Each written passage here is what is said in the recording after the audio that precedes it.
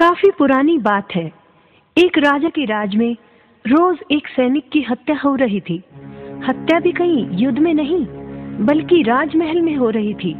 राजा चिंतित हो उठा। सेनापति रोज आता और महाराज को एक हत्या की खबर सुना डालता। महाराज महाराज, आज फिर राजमहल में हमारे एक सैनिक की किसी ने हत्या कर दी। कौन है ये दुष्ट?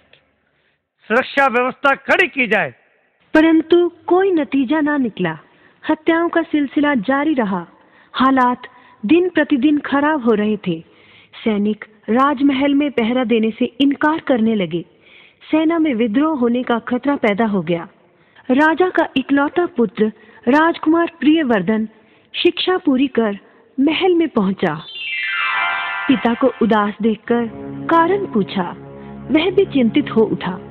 उसने हत्याओं का पूरा विवरण इकट्ठा किया। उसे जानकर आश्चर्य हुआ कि हत्या सिर्फ उसी सैनिक की होती थी जो अकेला पहरा दे रहा होता था।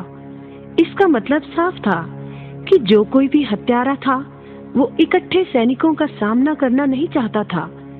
राजकुमार ने सैनिकों को आज्ञा दी, अकेले कहीं खड़े ना हो, 5-5 सैनिक इकट्ठे पहरा दें।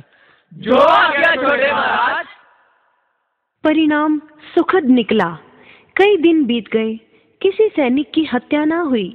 सभी खुश थे। एक दिन राजकुमार ने सेनापति को बुलाया और कहा, सेनापति, लगता है हत्यारा भाग गया है। अब खास सुरक्षा व्यवस्था हटा दें। इसकी अब कोई जरूरत नहीं। राजा बोला, ऐसा करना खतरनाक है। वह हत्यारा फिर वैसी कोशिश कर सकता है। राजकुमार ने कहा, अब वह ऐसी कोशिश नहीं करेगा पिताजी। क्षणिक सफलता पर गर्व करना उचित नहीं बेटे। अगर आपको यकीन नहीं तो ऐसा करें कि बुर्ज पर सिर्फ एक सैनिक को अकेले पहरा देने को कहें। राजकुमार की आज्ञा अनुसार व्यवस्था कर दी गई। सेनापति सुरक्षा व्यवस्था खुद देखने गए। पिछले बुर्ज पर वहां अकेला खड़ा सैनिक पहरा दे रहा था। सेनापति बोले, क्यों सैनिक, घबराहट तो नहीं हो रही? जी नहीं सेनापति जी। शाबाश। जैसे ही सेनापति पीछे मुड़ा, अचानक उसने सैनिक का मुंह दबोच लिया और उसके पेट पर भरपूर वार कर दिया। परंतु ये क्या, सेनापति के हाथ से तलवार छूट गई। क्योंकि सैनिक ने लोहे का मजबूत कवच पहना था। इससे पहले कि उसकी समझ में कुछ आता, सैनिक ने सेनापति की गर्दन पर तलवार रख दी और मुस्कुराते हुए बोला, क्यों सेनापति जी, लगता है आपने पहचाना नहीं मुझे। राजकुमार आप?